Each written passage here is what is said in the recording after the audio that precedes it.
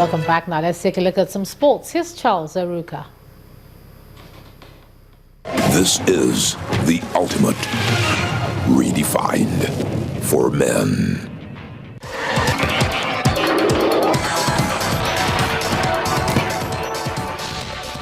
Welcome to Sports News. Team Nigeria has increased its medal haul at the 2015 All-African Games in Congo-Brazzaville after Esther Onyema clinched a gold medal in powerlifting and erased a 126 kg record with a lift of 133 kg.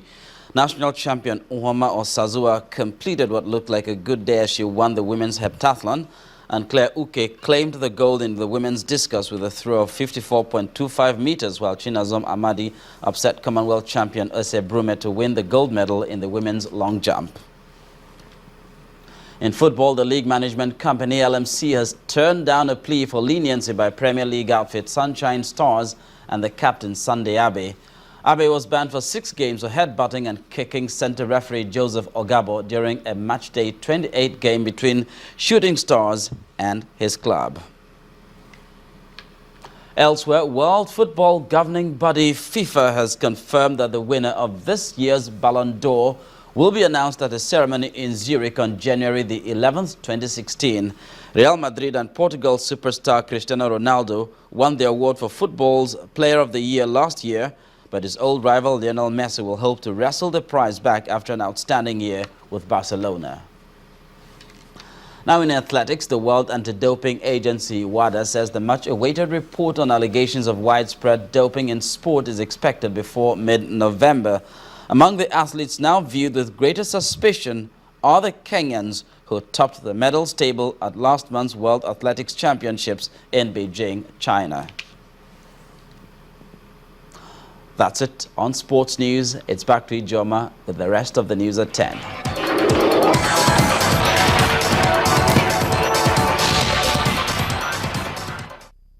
This is the ultimate redefined for men.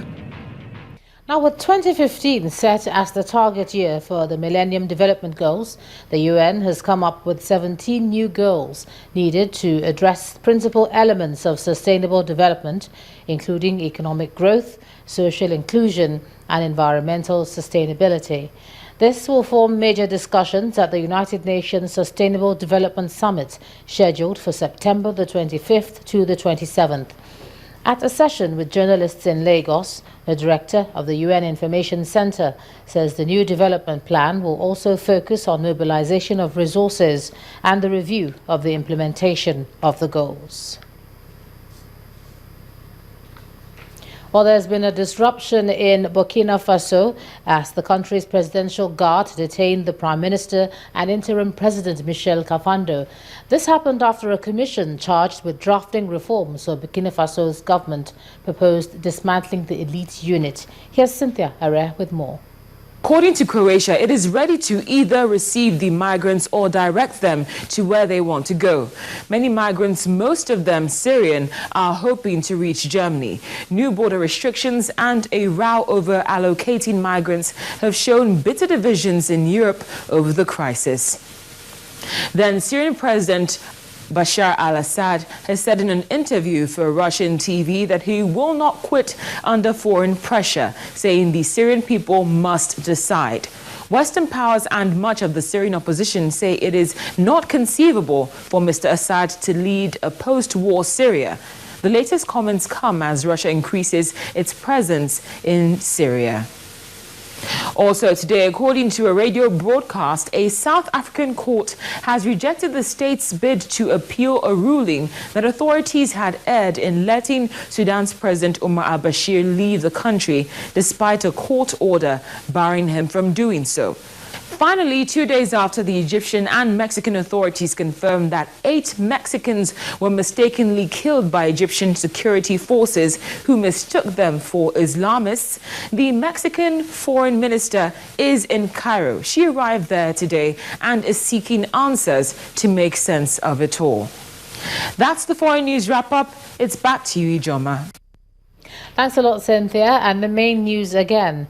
A mediator group, the Center for Crisis Communication, has reported that Boko Haram is tired of fighting and is asking for quick dialogue to end the war on insurgency. The CCC's Executive Secretary, retired Air Commodore Yusuf Anas, says the insurgents are seeking genuine commitments from the government in the ongoing negotiations. The convener of the Bring Back Our Girls campaign, Dr. Obi Ezekwesili, has asked the government to do more towards rescuing the abducted Chibok schoolgirls. She's also asking the government to employ credible intelligence in negotiations with Boko Haram. And confusion prevails in Burkina Faso as the interim president and prime minister have been detained by the Presidential Guard. Well, that's the news at 10 tonight. Thank you so much for staying with us. I'm Bijoma Onyato. Do have a good night.